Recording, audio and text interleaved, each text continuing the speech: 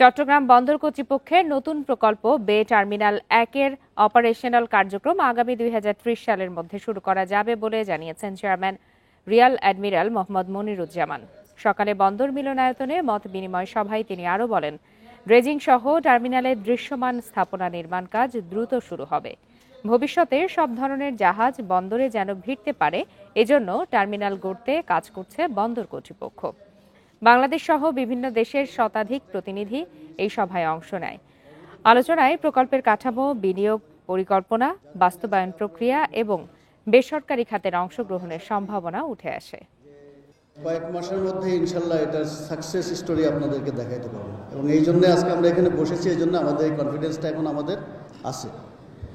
আমাদের টার্গেট হলো যে টার্মিনাল 1 যেটা, এটা 2030-এর মধ্যে অপারেশনে যাওয়া। তো আমরা যদি আগামী বছরের মাঝামাঝি যদি আপনার ড্রেজিংয়ের কাজগুলো শুরু করতে পারি, চ্যানেল অ্যাক্সেস ড্রেজিং, আমার মনে হয় 2030-এর মধ্যে ইনশাল্লাহ আমরা অপারেশনে যেতে পারবো।